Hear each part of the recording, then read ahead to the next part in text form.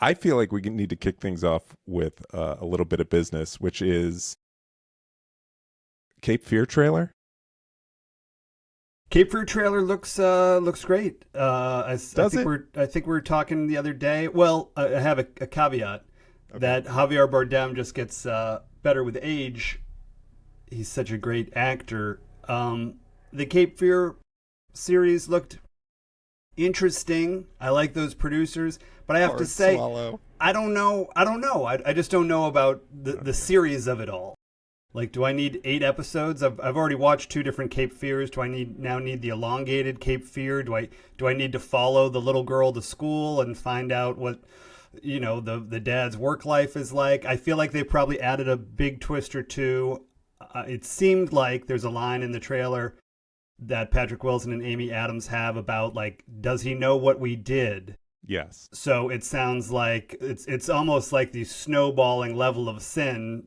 Gregory Peck, there really was no original sin, and then Scorsese Right. for Cape Fear was like, this is going to be a Scorsese movie.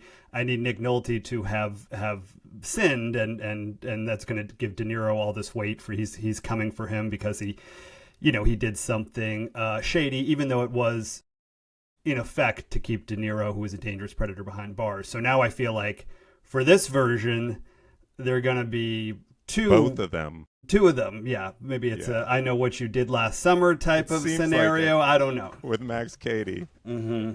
Instead So of he's a gonna hook, it's expose. a cigar. He's going to expose them. So, with all television, I'm a little bit of a coward. I let other people go forth and tell me And cast how judgment. it is. When people are like, oh yeah, you know what, you got to watch that show, it doesn't really pick up till 3 episodes in. What? I don't want to watch something 3 episodes into. I want to be instantly entertained right from the get go. So looks high quality. I'm keeping an eye on it. I was surprised they didn't reach out to us as the kind of preeminent Cape Seriously. Fear experts. I'm We could be available. Cape Fear influencers Mhm. for the program. I'm just waiting for that call from Marty and Steve. Steve That is the our most- producer on it, right? Yeah, Steve is a producer. Great company. Eat the Cat is producing. They do all the types of kind of What? dark real life stories. They did the Patricia Arquette Munchausen series, and I don't know they're big in the murder space, so they're good stuff. that. The murder space. They did the brand new Cherry Flavor adaptation. Okay. What was I gonna? Oh, I was gonna ask. Cape Fear is our topped listened to episode. That's the one that I get stopped on the street most of the time to discuss. Duncan, I'm not your problem. I'm just a businessman.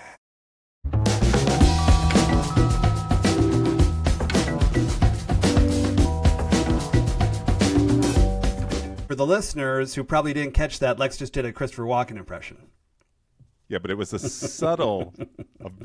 subtle Very Christopher subtle. Walken impersonation. Because those are the best types of impersonations that are so subtle you have to lean in and be like, is the person doing something? What are they doing? It's time to redo the Christopher Walken impersonation. We've been through highs and lows, and it's been a while because it has been so cliche.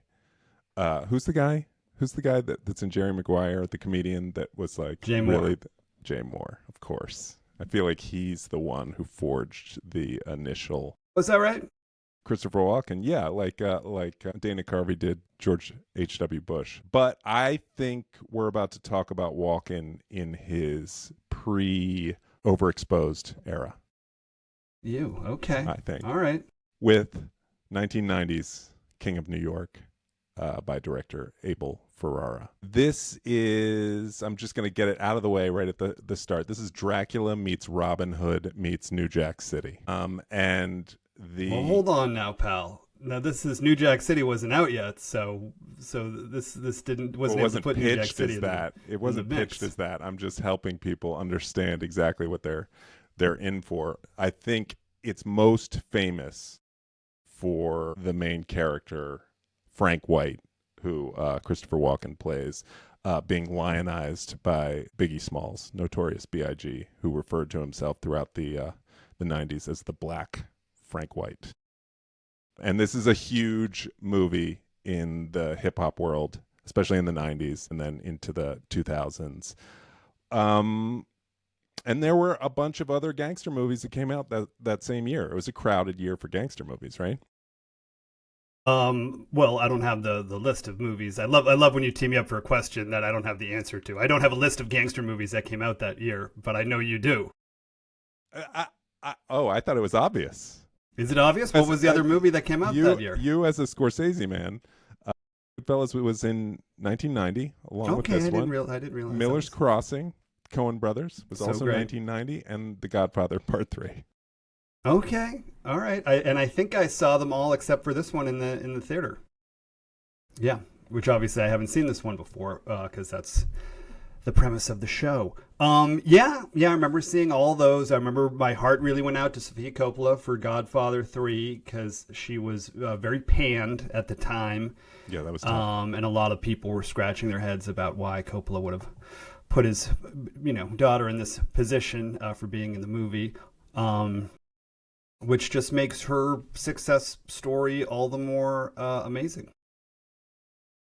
Yeah, I didn't know we were going down the Sofia Coppola track. I'm always trying to bend things over to Sofia Coppola. I don't have. I've got a lot of Lena Dunham on my mind with the new memoir coming out, so I might try and crowbar some Lena stuff in this podcast. Okay. Who knows? Who knows what we're going to? That'll be a hard jump to go from King of New York to Sofia Coppola isn't that hard to jump because we're talking New York tales, tales. Totally, definitely the other end of the spectrum, because we're down here in the grit. We're not in the are we though? In the rarefied air of Sofia Coppola's beautiful settings and landscapes. I mean, I think that Ferrara walked in both worlds. He was part of the art scene in 80s and 90s New York, and a big part of the socialite circles. And he was also tapped into the street level drug scene as well. So I feel like this movie is actually pretty reflective of Abel Ferrara and the worlds he was interested in at the time. But I'm wondering, to kick things off, what are the first Abel Ferrara experiences that you had? You're really putting me on the spot. What? And this is why Did you need a guided tour through this movie? Okay. Do I need a guided tour through the movie? Well, you're going to give me one, I'm through assuming. This podcast. Through this podcast? I actually am. Is that the job? See, you said there's no rules. But I'm feeling like, is there an unspoken rule that the one who chooses the movie has to walk us through everything? What's going on? Usually is how the podcast has worked for 3 seasons, that the person that picks the movie... I feel like you say these things, this is the way it works, but I don't know that. I thought you said at the beginning there's no rules. It's not a rule. It's just what our listeners have come to expect and love about the podcast, that if you pick a film, or let's say if I pick a film, when I pick a great film, like something like Fandango, and I take you by your little hand, and I walk you through the film, and I regale you with fun facts and the history, and just kind of take you through soup to nuts what Fandango is all about. And once in a while you'll be like, Kevin Costner, he's cool, or something like that. You'll chime in. That's usually how it works. And then so for you with King of New York, but I will say it's so interesting. So you think that it's sort of a monologue with a few interjections, as opposed to a dialogue. Okay. Basically. Okay.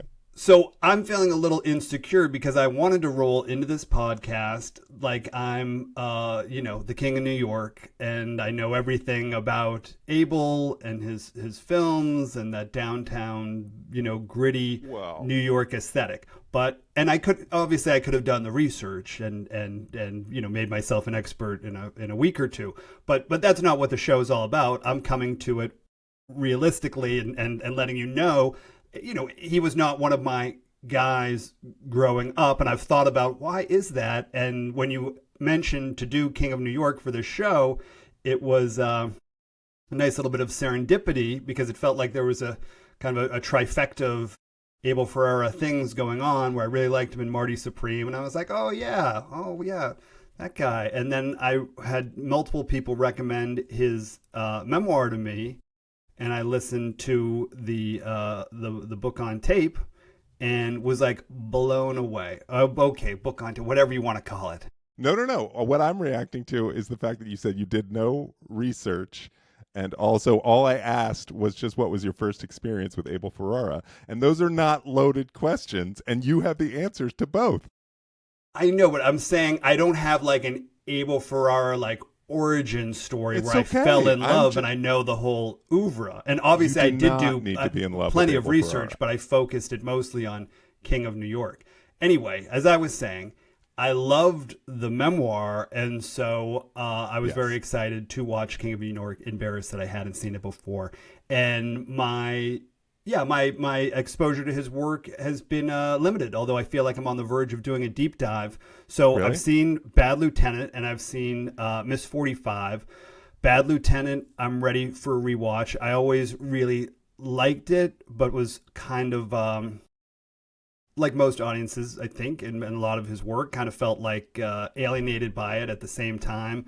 There was a guy in my college who was from Jersey who always had like Bad Lieutenant and Clerks going on his TV, but he had Bad Lieutenant So going, edgy. you know, in not a fun way, like in a way like meatheads the way they love Fight Club. You know what I mean? Like Yes, he had it I queued did. up to the most transgressive moments, and Yes. I kind of associate him with Bad Lieutenant and left a bad taste in my mouth. Yeah. I'm with you.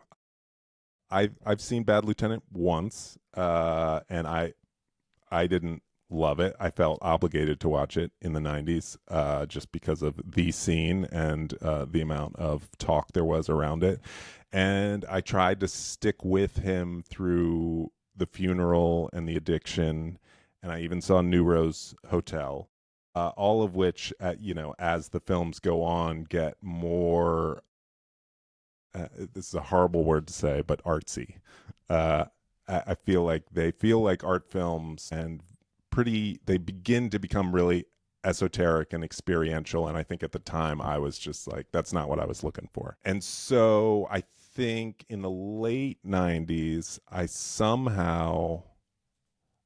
feel like King of New York was not an easy movie to watch back then. It eventually got onto VHS, and I think that's where its reputation grew. And that's how I saw it. I actually saw it on a dubbed from either HBO or ripped off a Laserdisc or something onto VHS. And I loved it. And it's not one that always stayed in my mind, but I watched it a few years back again, and it hit me in a whole new way. And that's kind of what got me really excited to talk about it. And then also what I was excited for us to talk about, because I feel like this is really where it might have had a chance to blow your mind, was the cast. I mean, this is like a transitional moment for what becomes the big 90s independent scene. And as a result, the cast is stacked with New York actors that, either become journeyman actors or blow up in a good way across the 90s. So I thought that would be fun for you to see. You thought it'd be fun. Yeah. All right. Well, I like to always rain on your parade, so I'm not even going to comment on the stacked cast. Totally stacked cast. I don't know what John Turturro was doing that month, but he must have felt really left out. Yeah, you're right.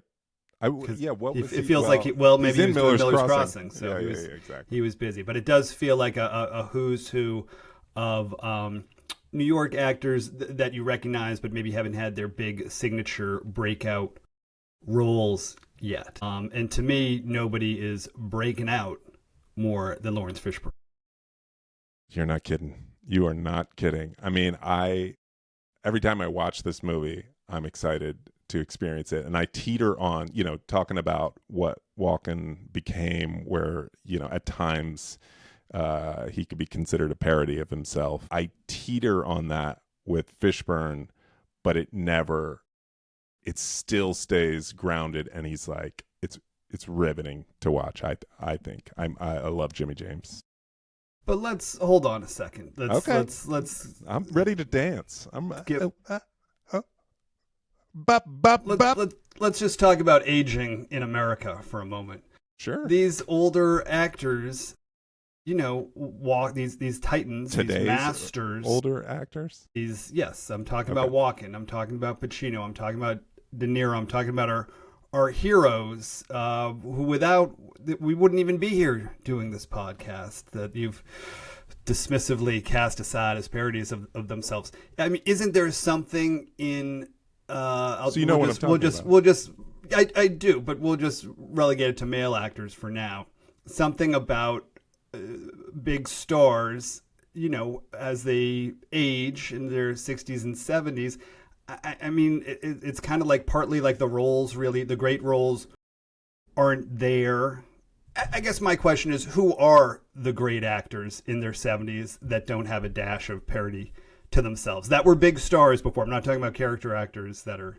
I'm talking about like the late 90s and early 2000s that there was overexposure of Christopher Walken and Al Pacino to the point that there became easy impressions of them by, SNL folks. And this, I think, is the beginning. This kind of predates that, at least for Walken.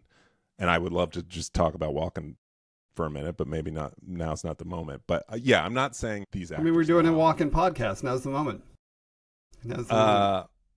Okay. Well, I would actually love... Is it okay if I ask you a question? Of course.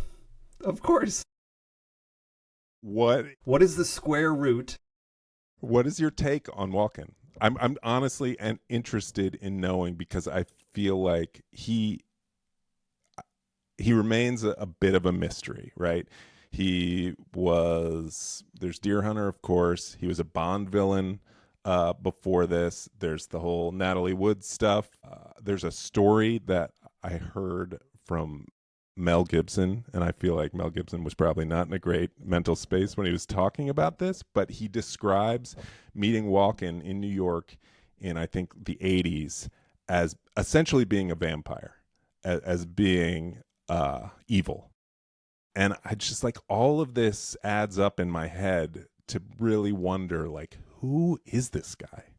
And over the course of a career, like, what's your impression of this guy? It was Mel being derogatory, or was he being kind of fun and tongue in cheek, like, "Ooh, this guy's a vampire"? Or was Mel leaning into his he seemed religious fervor and it was like he seemed as scared. though he believed it and he was genuinely scared. Have they been in a movie together? I have no idea. I don't think so.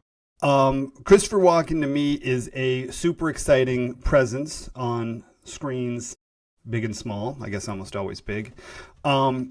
I agree with you. I don't feel like I know who this guy is.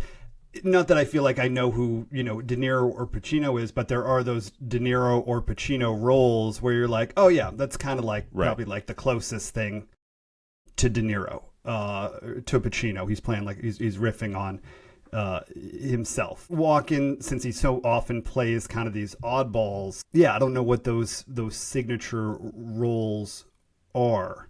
Or if I had to pick one that I thought was like closest to him. But he's a total anomaly. He's got almost like one foot in like this old Hollywood world of show dancing, and but he's also this threatening tough guy who can play a heavy, but is also his features and his frame are kind of delicate. And at one point he was, I guess you could consider him a pretty boy.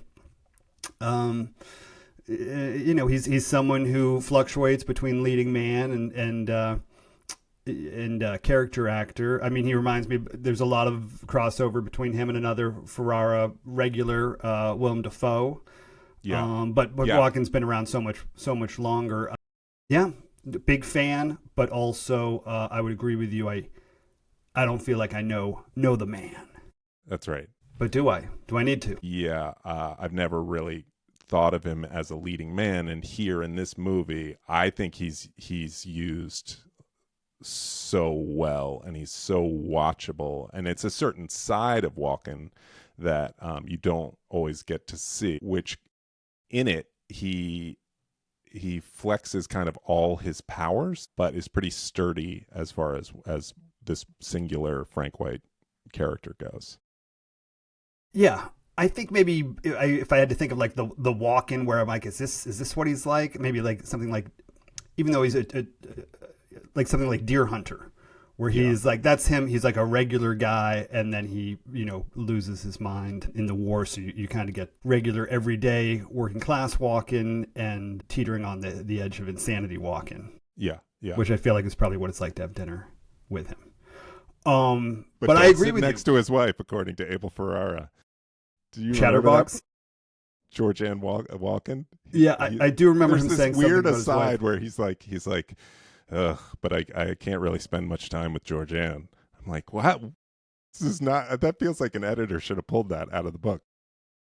Well, there is. I do love that chapter where Ferrara goes to Walken's house in Connecticut for dinner, and when he shows up, it sounds like Walken's. I think the expression he uses is like totally in the bag. And you don't really know what that means, but he's just like not functional. And I was like, oh, that isn't kind of what I expected dinner at the Walkens would be like. But what do I know? But maybe his signature role, I guess, I agree with you. It almost feels like King of New York because he's playing that tough guy. He's totally erratic. You never know what he's going to do next. He gets to show off the dance moves. Yes. I love there was a part in the memoir also where Walken was talking about the role, and he said, you don't, something along the lines of it's not about me playing tough, it's about the reactions of everyone around me. Yeah.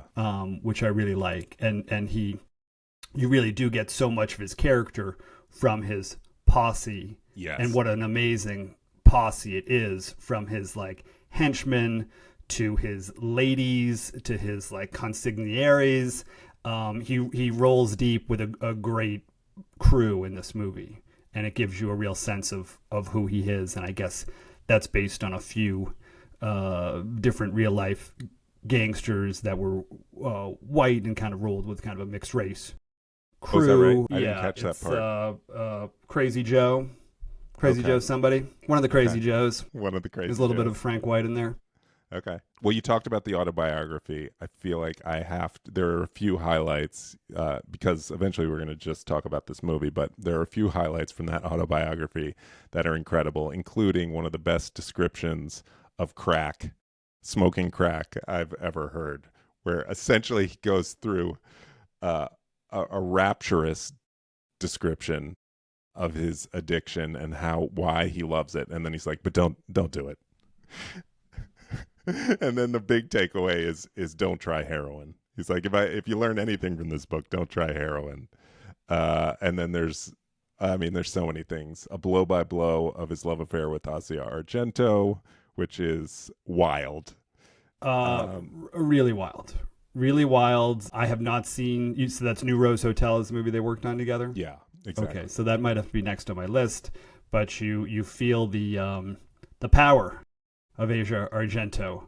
And there was one line, like I said, I listened to it in my car, that had me in tears, where something happens with Asia and he gets a call. Abel gets a call from a friend. He's like, your girlfriend's living with the Wu-Tang Clan. And I wasn't even sure what that meant at first, but I guess she literally was. Yeah. But that really tickled me. Yeah. I think the other amazing part of that book, I mean, first of all, it's you're right. The audio book is the way to experience it. Hearing his voice tell these crazy tales is terrific. It's neck and neck for last year's listen of Al Pacino's autobiography, which I also recommend. I was just going to say, I listened to that too. I enjoyed that as well. But it's great. But when it comes to stories, I mean, nobody has the stories that Abel has. Besides also don't smoke or don't do heroin, nobody has the stories he has, was the other takeaway from this book. I was just like, every movie, gymnastics of trying to find money and the shady characters he's constantly in bed with. I mean, it's constantly like so indie and so shady and so gritty, and he's stealing from Peter to pay Paul, and it sounds like madness. Well, totally. I mean, that is the big takeaway of this book, is just how difficult it is to make an independent movie, and what a badass he has been for continuing to stay in the game and making it happen. And yes, his understanding of New York and mafia in order to get the money to make some of these movies is pretty incredible. It made me think of Scorsese in parallel of these two guys really telling New York stories, but you pretty distinctly very different New York stories. So that was interesting. And then the sliding doors of some of the casting stuff that he tells, including that I think maybe, hopefully I don't have this wrong, that Keitel was once in the running for Frank White, but he passed to say, I want to do Bad Lieutenant. And that actually at one point Walken was considered for Bad Lieutenant, and that Keitel, there's a whole section about how Ferrara was going to do Carlito's Way, and that Keitel was going to play the Sean Penn lawyer part. So some neat stuff there. And also you get a sense of the actors that surround these projects, these recurring folks. You're bringing back a memory that I have that was, I knew someone very tangentially who worked on a Ferrara movie as a PA or something out of college, and they didn't have great stories to tell. They were like, oh, that guy's like, totally office rocker and on heroin and nodding off and stuff like that. So that might have been another thing where maybe in the back of my mind, I'm just trying to over explain why I haven't really, this is like a filmmaker that's kind of like been off my radar, and now I'm overcompensating. Well, he was on your radar early and you just didn't know it, with 2 episodes of Miami Vice, one of which I watched last night, episode 19 of season 1, and then I didn't watch the other one. But who's the special guest star in 19? So 19 is about a series of home invasions, and it's a crew from Chicago that have showed up in Miami, and the home invaders are Paul Calderon, Isai Morales, and one other guy, and then and it's ridiculous that I'm forgetting his name, but the guy who's the bad guy in 48 Hours, and then he's in the Warriors, who screams Warriors with the clinking bottle. Yeah. That guy. He's in Dreamscape as well. Yeah. What's that guy? Dreamscape? I don't know what Dreamscape. Oh, the Dennis. The Dennis Quaid, Eddie Dennis Albert. Quaid. I saw that one. Terrifying PG-13 movie that gave me nightmares. Yeah. It had boobs in it. That's all I remember. Yeah, pretty good episode. But I saw things in that episode that made me think of Heat, but also this movie, in that it tracks the gang that have a complex way of pulling off their crimes. And so you're watching that crew as you're watching Don Johnson and almost their crew. So it's very like Heat, but it's also like this, which does a bit of the same, where you're on both sides of the law and morals are ambiguous. I've never really gone back to Miami Vice. I think it was such a cornerstone of my childhood that I'm afraid to go back and have it not be as cool as I remembered. What was your experience? I think in recent years I've tried to watch a couple episodes in there, the early episodes, so I kind of gave them a free pass for being a little bit clunky, and this one also is a little clunky in the way that it's just an 80s procedural, and it's got to kind of do things in a certain way, but the things that have always been amazing about it still are true. And as a result, all these great actors who show up on Miami Vice, I definitely was considering going, I might dip in for select episodes just to watch great actors show up on Miami Vice, because the acting is still awesome. All right. You a fan of the two sidekicks? They're in this one. Flytech and Vito. Tubbs is not. Tubbs is in New York in this episode. I don't even know what that means. Like, why wasn't he? It's basically James Edward Olmos and Don Johnson paired up, and Svitek and whatever the other guy's name is, and then the two. They were so great. There's an episode. I think they have 2 standalone episodes where they take over the show. And or maybe it's just one standalone episode, and I was a big fan of them, and I was hoping they were going to get a spin-off. But then John Diehl decided he wasn't getting enough screen time, and he left the show. Very sad episode.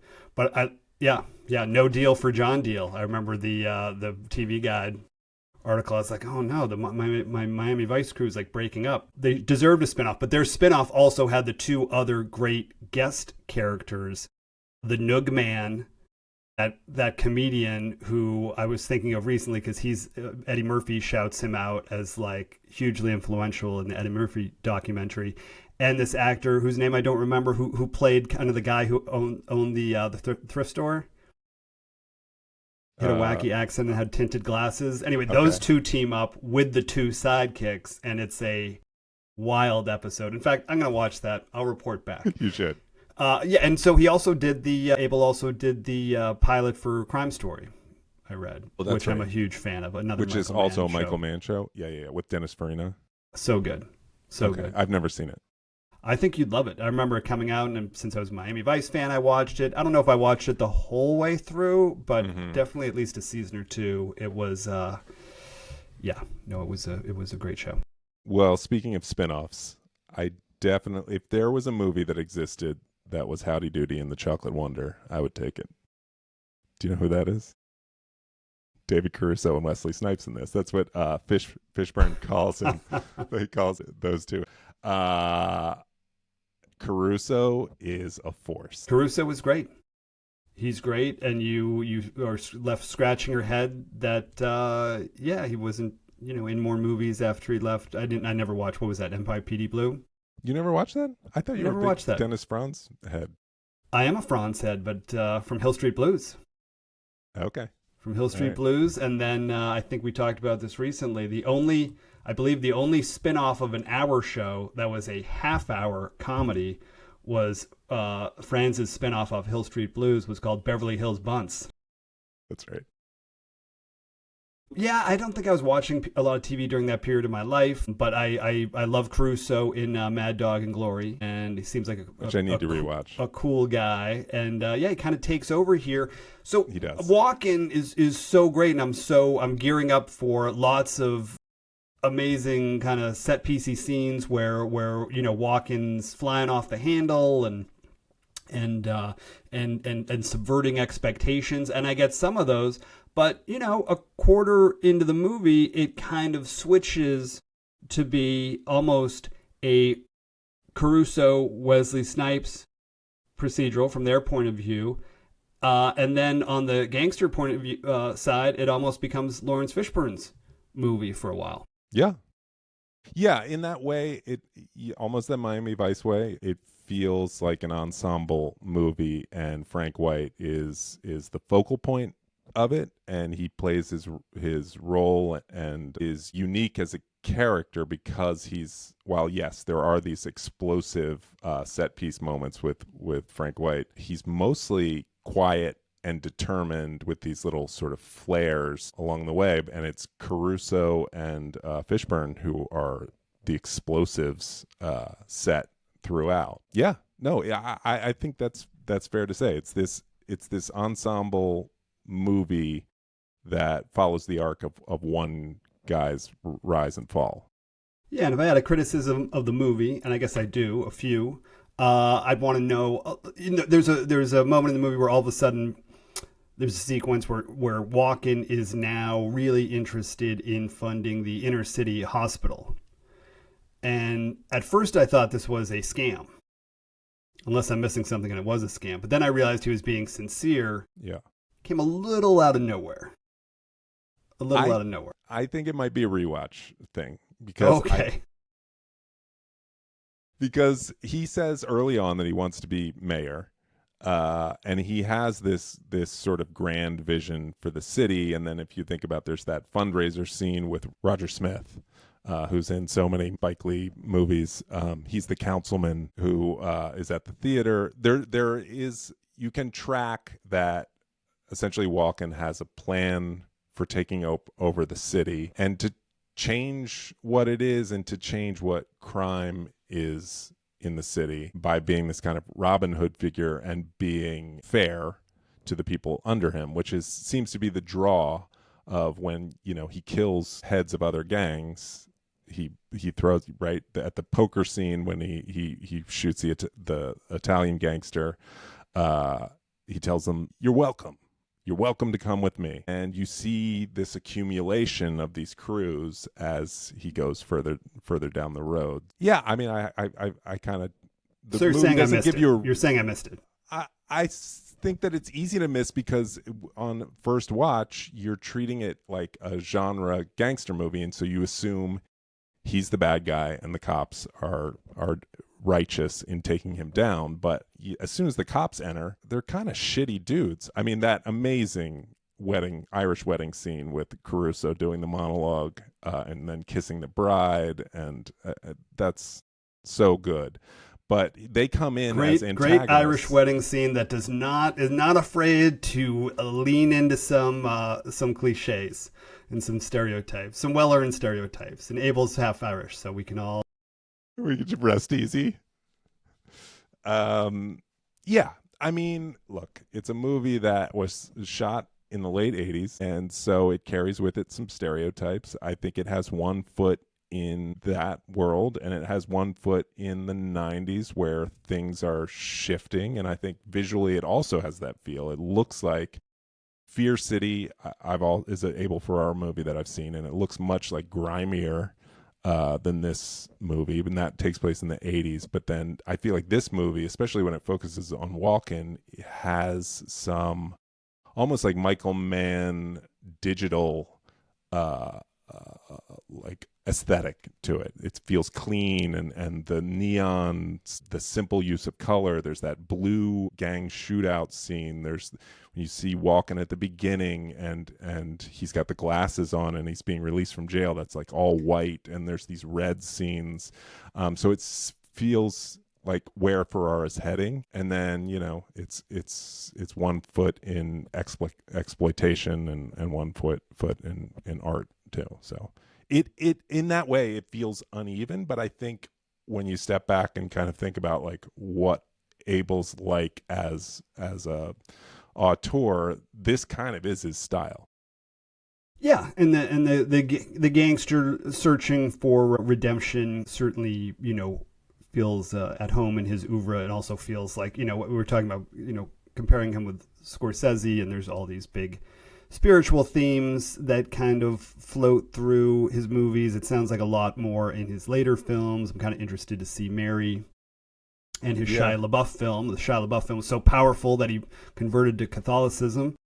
Is that the Shia transition?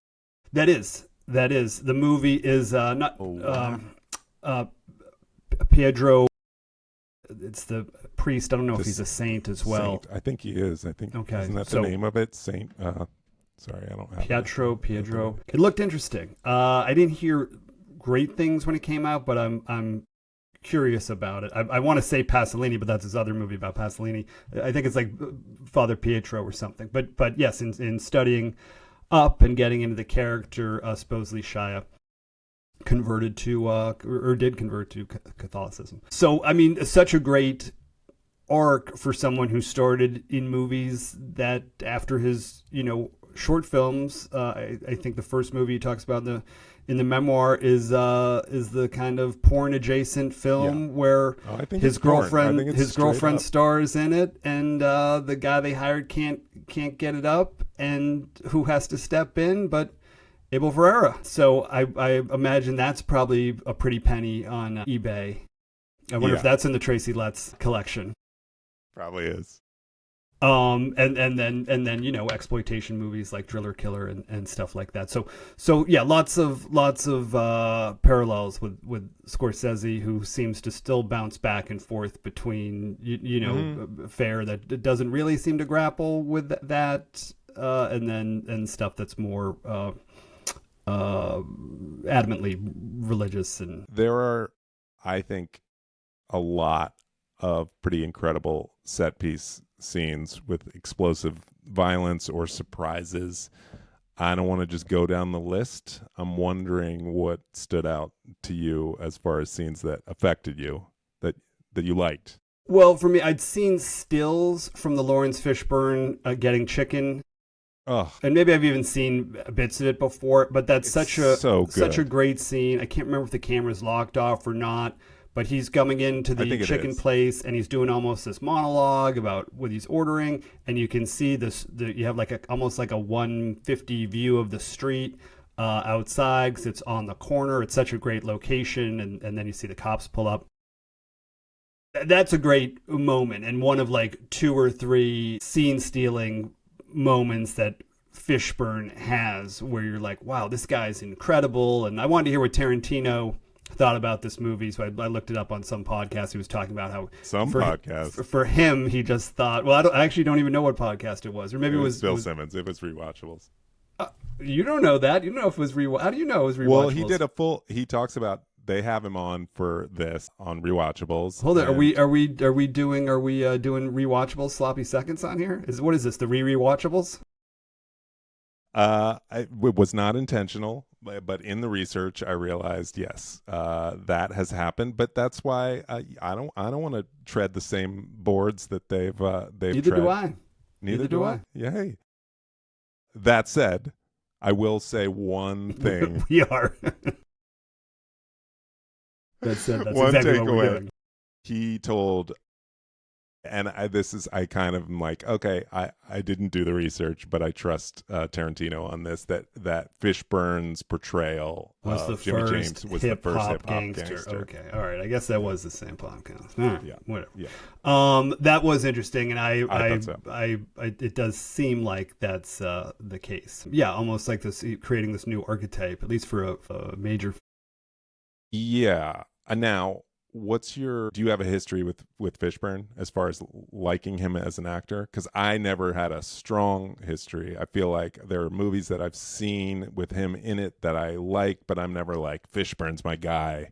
You know, like Deep Cover with Jeff Goldblum is a fun movie. Yeah, I mean, and all the times he shows up, he has this gravitas. But this movie feels pretty unique, and it definitely makes me want to watch a ton of Fishburne performances. Yeah, I think he's a great actor. It's usually, maybe I don't seek out his films. For me, pivotal performance, he's so terrifying, is as Ike Turner in the Ike and Tina movie with Angela Bassett, which is a great film. She's amazing. I need to see. Shouldn't even call it the Ike and Tina movie. It's the Tina movie. Uh-huh. It is amazing. He's unbelievable. She's great. Really affecting. You know, I wasn't a big. I came to The Matrix later in life, so I enjoy him in that. But that, wasn't like The Matrix was my thing. But yeah, huge fan. But this is maybe my favorite Lawrence Fishburne performance. He's just like electric in this, and you can't keep your eyes off him. His death scene is wild. Upon rewatching it a few years back, I actually did not focus on Walken in a big way. He kind of becomes part of the background. And I was really just like, I couldn't keep my eyes off Caruso and Fishburne, to the point that Fishburne feels like he's in a different movie, but not in a bad way. Like, he really feels like a throwback 30s gangster. It feels like Scarface. And to the point that I didn't actually remember the ending of the movie. I thought it more or less ended with the killing of Snipes and Caruso after that wild car chase with the fire hydrant kill, which is incredible. And I totally forgot about the Frank White killing Caruso's character at the cop funeral. One of my favorite moments. That's wild. And then I just forgot about the subway showdown with Victor Argo, and then the Times Square fade out, which I think works really well. So anyway, all that to say that Fishburne was just like riveting. Yeah, the moment where he shoots Caruso at the funeral is great. I mean, that's completely unexpected. Caruso's having a breakdown. You expect the window to roll down and like Christopher Walken to like give him the finger or something. Yeah. And it's obviously so much worse. They leave it a little open how the hell they got out of there with all the police on their tail. It doesn't seem like there was a getaway plan. But yeah, an amazing moment. A surprise, really. A big surprise. And those are hard to come by in movies. Might blow your mind even. It might. Although one scene does not a blow your mind movie make. Okay. Okay. Not the Chinese alley gunfight, or the Caruso monologue to screen, to Victor Argo, basically saying like you're holding me back, and I like Also great. What's Victor Argo's big thing? Maybe it's this movie. Is it this? I don't know. I feel like I know he's in like True Romance and stuff like that. He's Is usually. he? I think he. I don't think he really has, know what he's doing in this movie as an actor. He feels he feels a little sedate. I kept expecting him. I was like, oh, this is going to be the beaten down lieutenant who who's given up. He can't. He plays by the rules because he knows how broken the system is. Yeah. And then after Crusoe's death, all of a sudden he's going to like avenge him, or he's going to like turn into this great adversary for Christopher Walken. I didn't really feel that way. No. There was it felt like Walken was playing towards him that way, like you're my peer. Yeah. But I don't know. It didn't feel like a two-way street. It did feel like if you remove that character or blend it with Caruso, it might have been a stronger script. Well, I was just thinking, or if it was like guy, I don't know, a Charles Durning or something, and then he's all of a sudden Durning is like ready to roll and ready to. But it was also not to put it all on the actor. It didn't seem like he was given those lines or given that moment. What did you think of Janet Julian, who also is mentioned? I think Tarantino might mention her too. I was like, at first I was like, who is this actress? They kept cutting to her for these reaction shots that didn't seem to track. But then I kind of warmed up to her, and I was intrigued by her as the in the stable of Christopher Walken's ladies. Yeah, she was kind of his main woman, his also a peer, as she's the district attorney, and she seems to have very few qualms about just how dirty they are.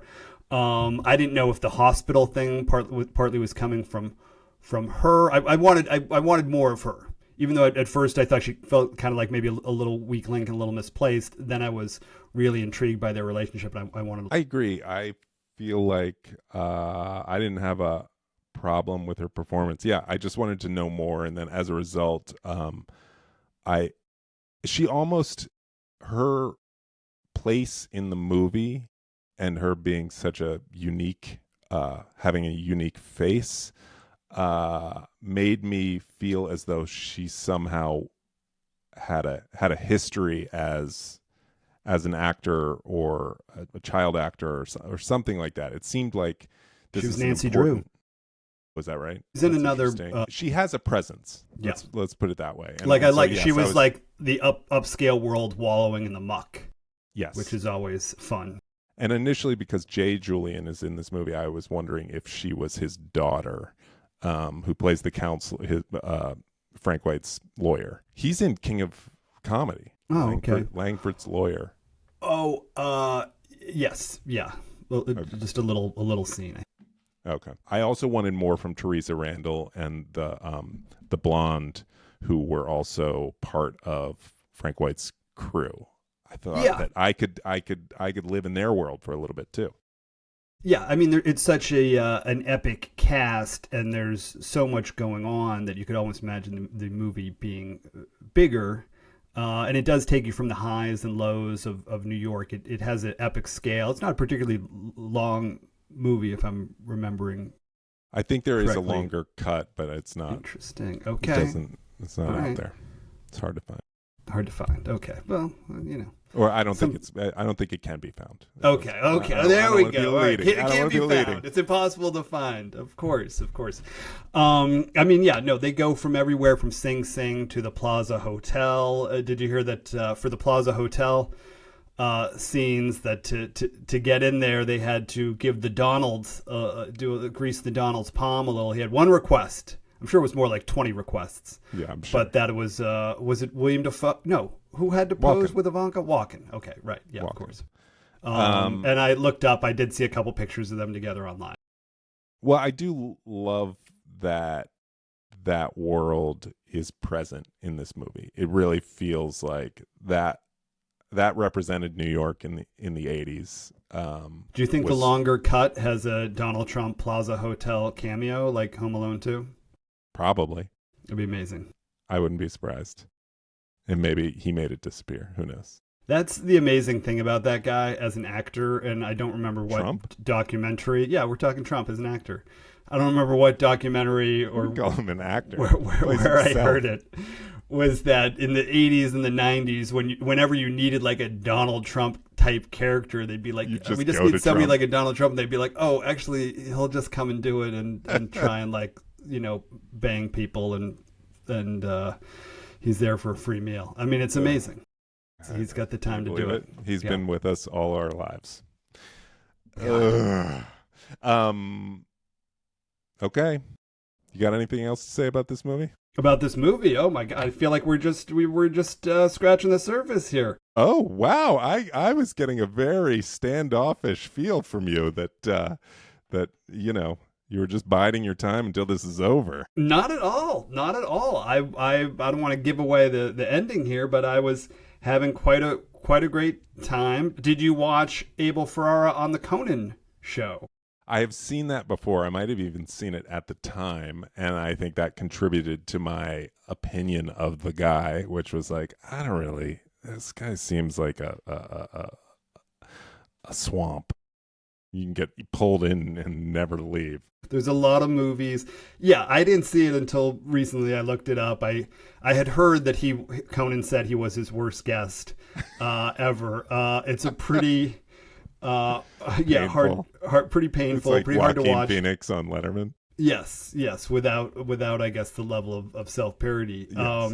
But I guess he's just high as a kite. But then later, a couple of years later, Defoe is on Conan's show and they talk about it, and Conan says that he ran away a couple times and security had to get him and bring him back to the studio. So maybe he was super nervous, or maybe he was all messed up, so he was nervous. So, interesting. Well, and that's what we find out in the book too, is the reason he lost Carlito's Way is he was accused of taking a wine bottle off of a studio head's table and just kind of walking away with it. And the movie was moving forward in so many ways, and then there was that. And doesn't it seem like taking a wine bottle is like the least of his sins? I mean, he's so out of control. Well, he sticks to book. the fact that like it was his wine bottle that he placed on there, and then somebody else said that he stole a wine bottle from the table. It's like the fact that he's still holding the line on that is wild. Yeah. Yeah, no, having read the book and seen him in Marty Supreme, I'm super intrigued. I'm going to watch some. Give me a recommendation, having dipped a little deeper into his movies. What should I watch next? Like I said, the only movies I've seen are this, Bad Lieutenant, and Miss 45. Well, like I said, I haven't seen the ones that follow since I saw them back then, and I don't think of them fondly, but maybe that's just because I need a revisit. I know that The Addiction is kind of lauded, and The Funeral also has like a pretty stacked cast. Walken's in that. I think Benicio del Toro's in that. But I had a good time like a year or so ago watching Fear City. That's like pretty direct. It's the middle step between Miami Vice and this movie. I'll get into it. I mean, it is amazing that for all his, his ups and downs, his addictions, and his personal demons and battles, he has maintained this amazing career of narratives and documentaries, and he always manages to kind of work either outside the system or in the system or on the fringe of the system, and has this stable of actors like Defoe, to a lesser extent, walk in, and then seems like some of the new ones like Matthew Modine's in a few of them. He seems to work with a lot of the same people over and over again. Not Vincent Gallo, I guess, who thought he was too cracked out, but which is saying a lot. But Gallo thought Abel was too cracked out. That's what I read. Yes, okay. Was that on The Funeral? I mean, maybe they did work together. Yeah. I don't know, but I know he didn't love it. Yeah, that was The Funeral. Yeah. I asked that question a lot to the gods. How do filmmakers like Jim Jarmusch or Abel Ferrara or any number of guys that continue to make movies, They're indie movies. They do not pay big. How do they keep doing it? Like, do they just have key financiers in Europe? Is that pretty much it? Like, this one, I think, was funded by someone in Italy. It even says now that he lives guy's in France, film. right? Yeah. Who? Ferrara Who does? lives in France. Was that right? I believe so. Yeah, or Okay. at least he did in sometime in the 2000s, and he was saying it's easier to get your funding over here. I mean, that's where Woody goes. I mean, is it just like a free for all? You just roll over there, and maybe you have to have your fan base already set. Should we go to France and dig up some money? Yeah, probably so. Well, you've waited long enough. Yeah, I'm not going to pussyfoot around. I'll say that I did, really enjoy the movie. There were a lot of things, like the other thing that I like that Tarantino said, he talked about how there's a little bit of sloppiness, a little bit of rough edges, but that's par for the course with this filmmaker, and Tarantino kind of compared him in some respects to, this isn't Scorsese, this is Sam Fuller, this is maybe even Cimino a bit. He's about like getting the moment, capturing the moment. So it does feel like when we're quibbling about plot points or even Walken's motivations, a part of me is like listen to me babbling about this guy's out there doing the thing and taking big swings, catching the raw authentic New York vibe and putting it on screen. So and all that. I loved the cast. Like I said, Lawrence Fishburne and Caruso stands out. We didn't even get into Buscemi's little cameo. Who else? Yeah. Giancarlo Esposito. So good. And it's just fun. You want to. It's a cool movie. You want to hang out with Frank White in his crew, and I kind of wanted more Frank White in his crew, of them just all rolling together and being in the passenger seat and not knowing what Walken was going to do. That said, I really enjoyed it. Big fan and excited to dig more into this filmmaker, and so embarrassed that this was your pick, and I have to play the person who doesn't know anything about him. But that's all right. That's sometimes it's okay. My joy is that you got to see it. It was a good pick. So and mind blown. Mind blown. Well, I texted you before we started about maybe new little feature, and I'm wondering. That's right. A lot of the blowheads out there have been asking. They want to know what the pick is before the next movie, so they can go to their local video store or wherever and get the film and watch and play along. So I don't really like being pigeonholed like this and put in a corner and made to commit. You know me. I like to wring my hands till the last possible moment. Now, however, this is an ending. This is a way to end every episode. This is signature. Okay, perfect. Then I'll just end it after the title. So we've done gritty New York. Now we're going to get into some not so gritty, neurotic New York. Although about a New Yorker, and it doesn't take place in New York. It's actually a great L.A. movie, and we're moving into this century. So next time I see you, Lex, we will be talking about the film Greenberg.